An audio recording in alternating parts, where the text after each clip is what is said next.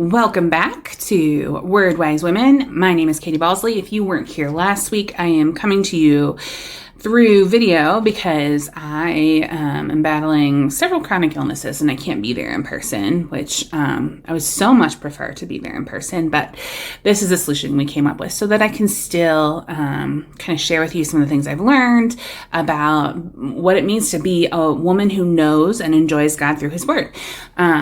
So just to quickly review what we went over last week,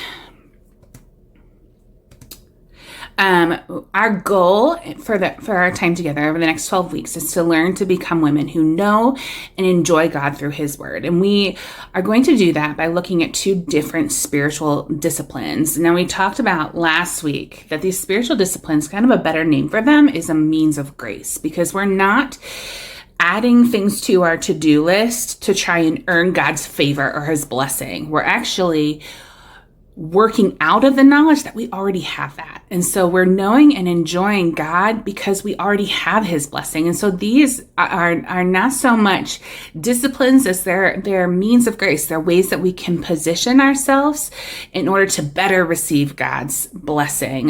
John Piper calls them like a pipeline of God's blessing. We're just kind of positioning ourselves under the pipeline.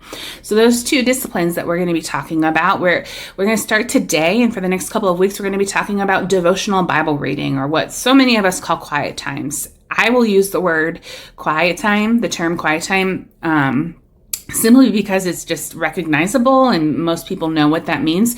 Although I'll tell you a little bit later on, it's actually not my favorite term. But it's just people tend to understand what you mean when you're talking about quiet times. So that's the first one we're going to be talking about. And when we're talking about quiet times or devotional Bible reading, we're talking about connecting our hearts to and knowing and enjoying God with our hearts.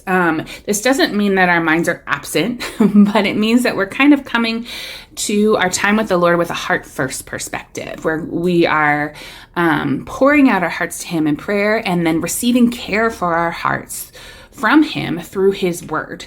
That's just kind of a simpler way to think about it. When we're talking about quiet times, we're talking about connecting our hearts to God. And then on the second half of our time together for the last couple of weeks, we'll talk about personal Bible study, which if you've done Women of the Word, is something we kind of studied together. But if you haven't, this will kind of be a flyover review of some of the things we've learned in Women of the Word, but I'm also going to add some new stuff. So whether you've read the book or not, this is still for you. But personal Bible study, we're talking about knowing and enjoying God with our minds. We're coming at this from a mind first perspective, using our intellects to deeply study God's Word so that we can know Him, so that we might love Him better. So both of these disciplines support and feed one another. They go together, even though they're really actually two different activities. But for these next couple of weeks, we're going to start by looking at our quiet times. All right, in case you aren't fully awake, here's a little bit of cognitive behavioral therapy for you this morning. This is kind of the philosophy behind cognitive behavioral therapy, but you don't have to be a therapist to kind of understand the logic of this sequence. So the idea is, let's see if I can pull my pen out so I can write. Okay, the idea is that our beliefs tend to influence our feelings, which tend to influence then our behavior. So, for example, if you believe that all spiders are venomous and therefore are dangerous and pose a threat to your life or well-being, and then you see a spider on your bathroom ceiling, the belief that they're dangerous is going to make you feel probably afraid. You're going to be scared of that spider. And then you're going to take action based on that feeling. So you'll probably either, run screaming from the bathroom or go get somebody who can take care of it for you or throw your shoe at it. So our beliefs tend to influence our feelings, which then tend to influence our behavior. Now, it's kind of a cyclical thing. I mean, there's some back and forth to this, but the same thought process happens with our quiet time habits too. So our behaviors or the routines and the things that we do for our quiet times are influenced by both our feelings and by our beliefs. So for example, If you believe that the best quiet times happen first thing in the morning after opening your eyes, but then you don't have your quiet time. Something happens, something comes up. You don't have your quiet time first thing after opening your eyes in the morning. You're probably going to feel guilty because you believe that's the best time and you missed it. And that guilty feeling may compound so that if you keep missing your quiet time, missing that ideal window, over and over again, those feelings are going to compound. And so you may actually give up on the practice of having quiet time altogether because you're trying to avoid those feelings. There's lots of other examples that we're going to examine, but that's kind of the idea that what we believe influences how we feel. And then it can influence the kind of behaviors that contribute toward our quiet time habits. So we need to take a look at the feelings and the beliefs that underline our quiet time behaviors and our attitudes towards prayer and the Bible, if we're going to be able to change them. If we want to build a quiet time habit that lasts, if we want to build a spiritual discipline that is meaningful and sustainable, then we need to look at the feelings and the beliefs that kind of underlie some of those habits and behaviors. So we're going to start with feelings. We're going to take a look at some of the common feelings that underlie daily Bible reading and prayer. And that's why this is a women's only class, because the boys would be totally scared off if they knew that we were talking about feelings. So let's take a look at some common feelings that tend to crop up when it comes to the habit of daily quiet times. All right, so here is a big list of emotions that often accompany our quiet time habit. So when you're walking through a season of suffering or even in a season of prosperity, you've probably felt one or many of these emotions that are listed. I have felt all of them at one point in time with relation to the practice of daily Bible reading and prayer. And we need to take a look at these feelings and be honest about them, because we cannot build a quiet time habit that is meaningful and sustainable and that lasts a lifetime if we cannot be honest with ourselves about how that time actually makes us feel. So what I want you to do is think about right now your current quiet time habit, your current habit or lack thereof of Bible reading and prayer. How does that time make you feel? So when you open up your eyes up in the morning and you think, oh, I need to sit down and I need to meet with the Lord in His Word and His prayer, what are the emotions that first come to mind? I'm going to have you pause the video and discuss this a little bit. Pick out a couple of words that describe currently how you feel about your present quiet time habits. All right, now some of you may have a really great habit already in place. You're very disciplined at reading the Bible and praying every day, which is amazing, and we want to learn from you. And so maybe your emotions are more excited and peaceful and content and encouraged. But I think a lot of us at some point or another in our lives feel overwhelmed by the daily discipline of meeting with the Lord, or we feel discouraged, or we feel a little bit bored maybe with what we're reading and what we feel like we're supposed to pray, or maybe a little bit disappointed with our time spent in the Word. Those are all very common and reasonable emotions. And it's important that we are honest about that and that we confess those. But I also want you to take a moment and look over this list again.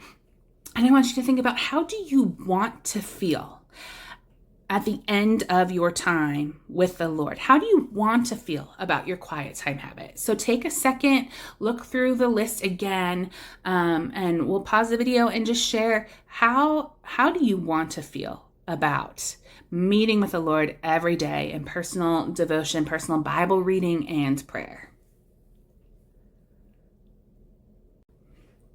So the question that you have right now is, why is this important? Why is it important that we talk about our feelings? And I think Kristen Wetherell has a really good explanation for this. She wrote a book called Help for the Hungry Soul, which is about increasing your appetite for God's word, increasing your desire to read it. And in her book, she says this: I want us right now to feel the wonderful freedom of this reality in our bones. Only God can produce hunger within us for his words. This means that all our attempts to read the Bible well enough, or do what we're supposed to do, or feel all the right things cannot on their own stir up within our hearts the hunger we so desire. I'm going to have you pause the video again. I want to know, what do you think she means by this? How can the knowledge that only God can produce hunger within us for his words, meaning that only God can produce a desire within us to meet with him daily? Only God can produce within us an enthusiasm for his word and for prayer. Only God can do that. How is that reality freeing? So take a moment, pause the video, and discuss that for a second.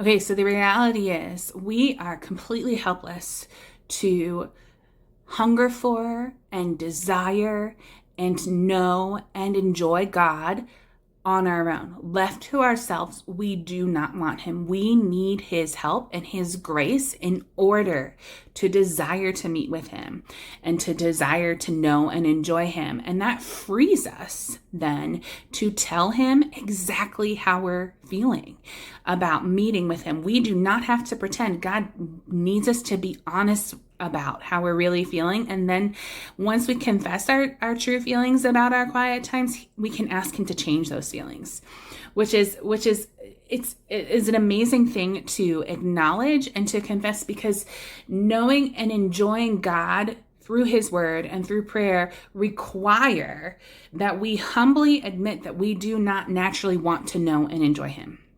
So in order to build any kind of spiritual discipline or habit that's going to last, we have to acknowledge our helplessness in this area. We have to acknowledge that we need God's help to desire to read his word and to desire to know and enjoy him. So you're free to admit that. You're free to admit that you don't naturally want to know God and his word. All right, so going back to this cognitive behavioral therapy slide, which I know is your favorite slide, totally woke you up and got you excited for this class this morning. We just talked about feelings. And the reality is that those feelings that we have, whether they're good or bad, they tend to be influenced by what we believe. And sometimes the things we believe are actually untrue. Sometimes they're lies. And those lies influence then how we feel about the daily practice of meeting with God in his word and in prayer. Sometimes we would like to believe that all of the beliefs that form the foundation for our quiet time habit come from the Bible, but the reality is that we are all influenced by our culture. And so we need to take a second and talk about the culture, the American Christian subculture, and how that can influence our feelings, which then influence our behaviors about our quiet time habits.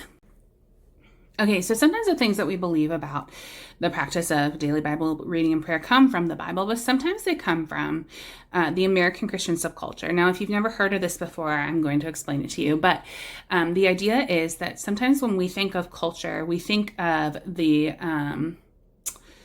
secular culture at large. So we tend to think of like Hollywood and the kind of the things that influence our culture in a way that we don't want, that are not Christian. But the reality is that within the American culture at large, there are smaller subcultures that definitely influence the things that we think and the way we believe and the way we behave. And so the American Christian subculture, what I mean by that is I'm talking about American Christians, so people who call themselves Christians but maybe actually don't know Christ very well.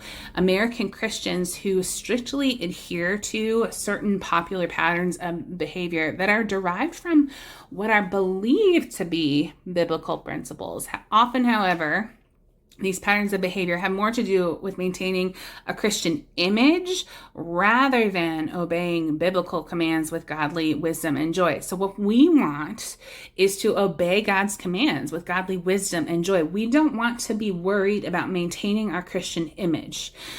So when it comes to having a quiet time habits, we're not worried about what the culture or what our church or what our Christian friends are thinking about us. We're not worried, but we're concerned with obeying God.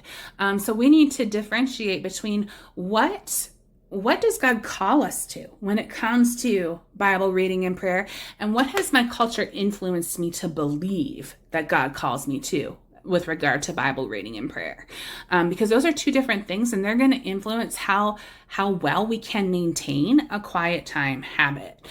So what we're going to do now is we're going to take a look at a number of different commonly held beliefs about quiet times that you see in our American Christian culture.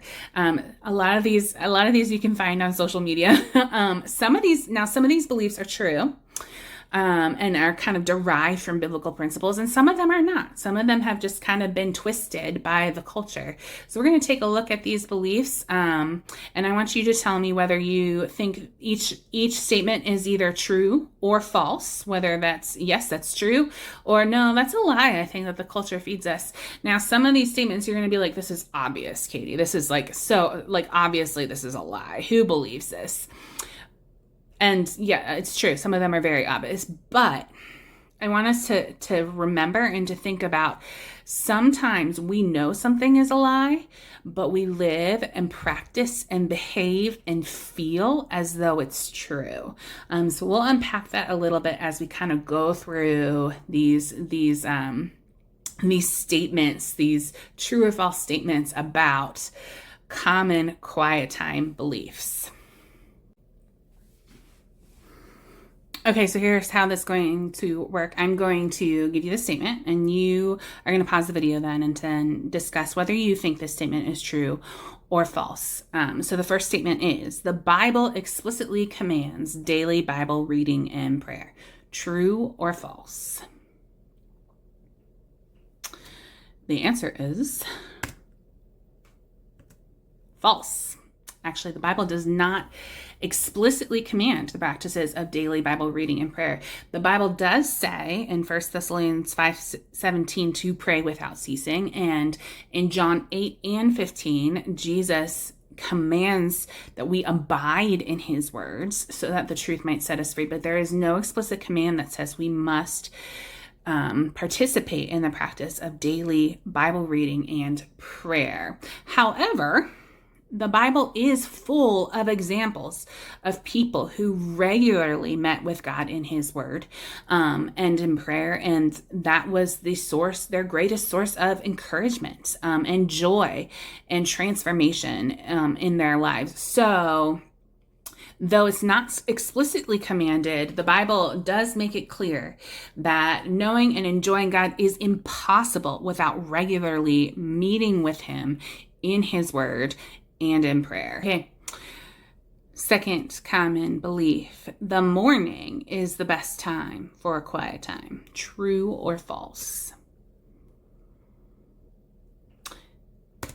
So that's true, ... So it's true with a caveat. This is one of those things where the morning is the ideal time, but it's not necessarily the best time.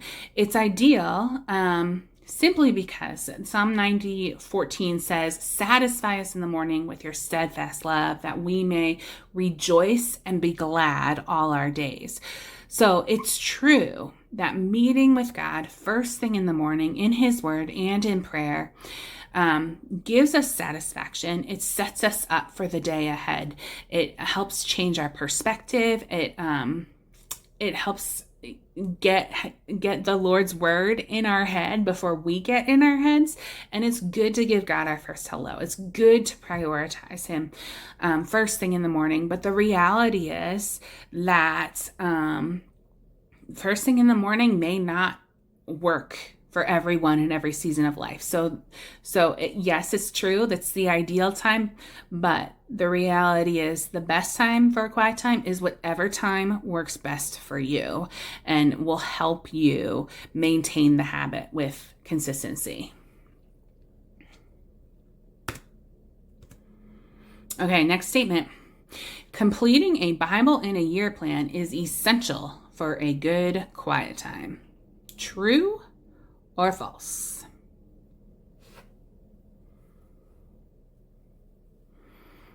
All right, that one's false.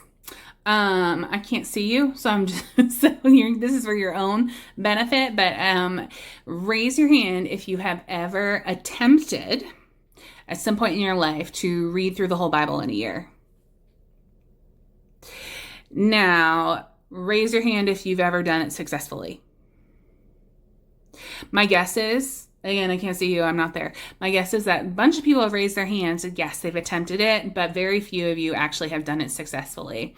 Here's the reality about Bible in a year plans.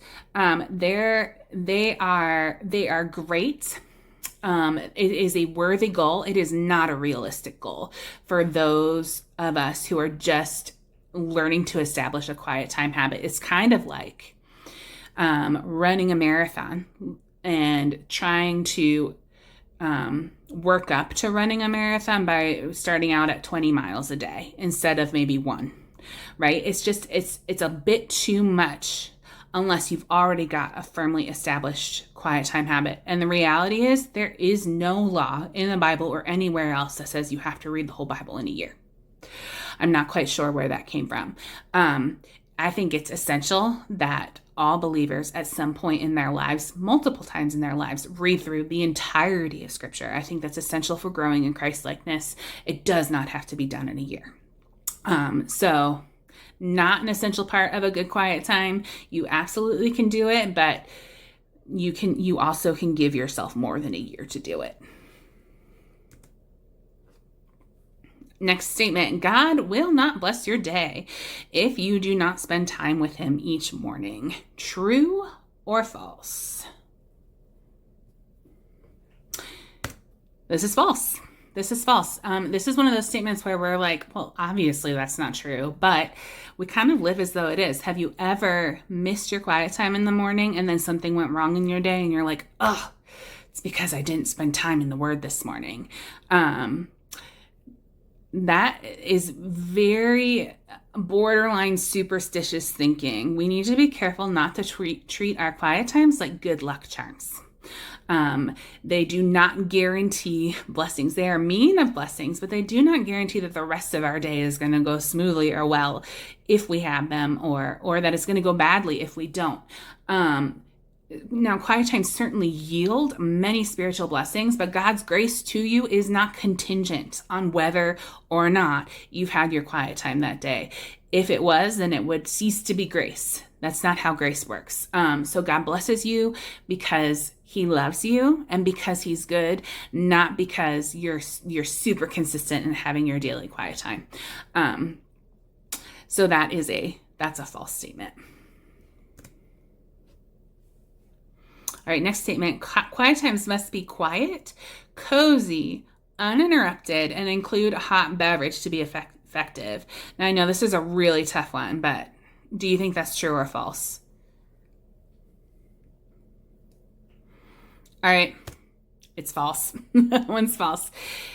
But this is another one of those that we know isn't true, but we sometimes live as though it is. How many times have you said, okay, I'll sit down and read my Bible once I get my coffee, or I'll sit down and read my Bible once the house is quiet and I've got everybody settled and I've got my cozy blanket and I've lit my candle, and then I can have an appropriate quiet time. And then that time never comes. And so then you never spend any time in God's word or a prayer. This is one of those things that makes me dislike the term quiet time, because quiet times do not need to be quiet. They do not need to be a singular time.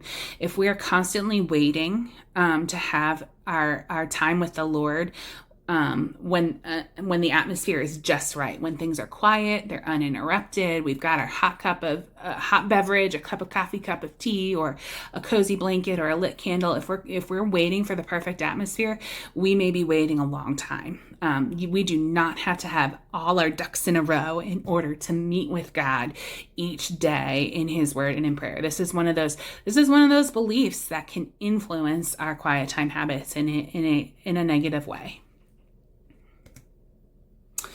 All right, next one. The best quiet times happen once a day for at least 20 minutes. True or false? Yeah, again, this is a false one. I don't know where the 20-minute thing came from, but how many times have you felt guilty if your time with the Lord was less than 20, right? Our quiet times should be however long they need to be for us to pour out our hearts to God in prayer and receive care from His Word. And it does not have to happen one time during the day. It can happen multiple times during the day.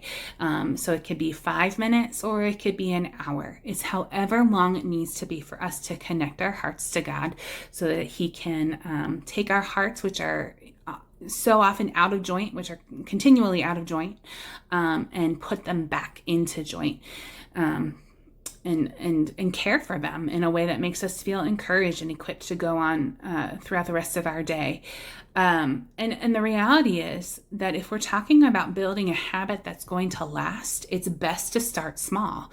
Just like that marathon, it's best to start in small increments. So a 5-minute quiet time that you give to the Lord with your whole heart is going to be better than a 20-minute quiet time that was a struggle to get through and that you're not going to be able to maintain for the long run. So forget the clock and focus on, giving your heart and your emotions to the Lord, however long that takes. All right, next belief. True or false? Self-help is the main purpose of devotional Bible reading and prayer.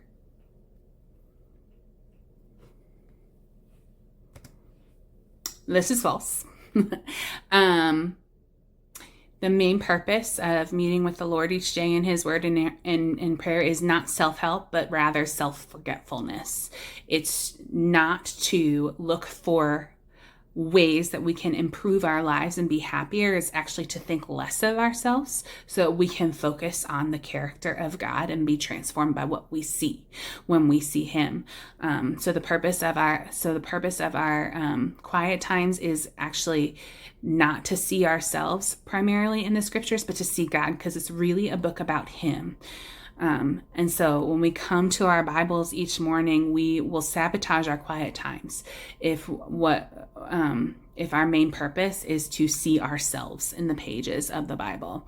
We actually want to become less so that Jesus can become more in our lives. True or false? Good quiet times include both prayer and Bible reading. This is one of those obvious ones. This is true. Yeah, it's true. So in a good quiet time, prayer and Bible reading, they intertwine seamlessly.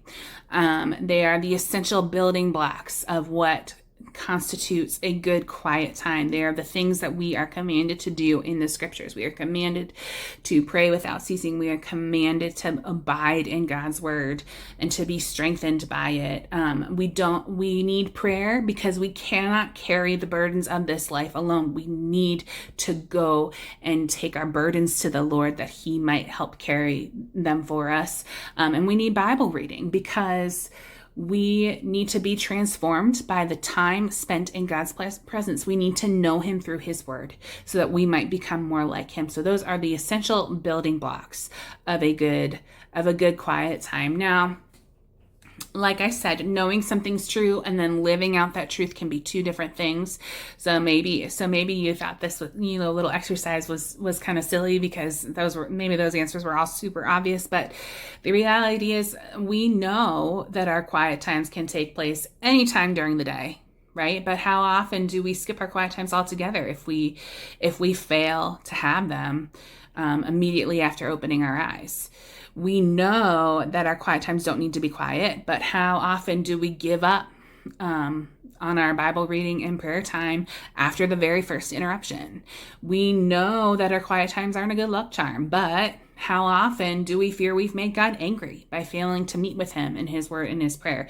So the purpose of this exercise is to show us that we need to bridge the gap between knowing and believing. We need to disentangle the lies that are fed to us by our culture with the truth that is taught to us in the scriptures if we are to maintain a quiet time habit that is meaningful and sustainable and will last us a lifetime. Okay, so we just kind of talked about what a quiet time is not, kind of disentangling some of the lies from our culture. But what is a quiet time then? How do we know and enjoy God with our hearts? How do we put into practice this means of grace that is devotional, that are devotional quiet times? There's just two components to it, and we've already talked about it, but we're going to phrase them like this. The first essential part of a quiet time is pouring out our hearts to God in prayer. David Mathis, in his book, Habits of Grace, calls it having his ear. And then the second essential component to a quiet time is receiving care, God's care through his word. And David Mathis calls that hearing his voice. Obviously, this isn't audibly hearing his voice, but it's metaphorically hearing his voice through the words that he's given us in his word. That's it. That's as simple as it gets. It's pouring out our hearts and receiving care through his word. Now, what that looks like for you personally could change throughout the various seasons you walk through life. But this should be freeing. This is the foundation, and it's very broad. That can take many different shapes and forms, pouring out your heart to God and receiving care through his word. And we're going to talk about that. We'll give some examples of what that could look like during different seasons of plenty and seasons of want. How do we do this when suffering comes? I've got a little bit of experience with that, and I'll share that with you. But this is what we're going to talk about. How do we pour out our hearts to God and receive care through his word in a way that obeys God's commands and cares for our hearts, but doesn't capitulate to the unrealistic demands of the American Christian subculture. So that's what we're going to be talking about in the coming weeks. Flesh out what that looks like. But this is where we're going to stop for now, and I'm going to give you some time to discuss some questions, and I've got a couple handouts for you. So I will see you next week.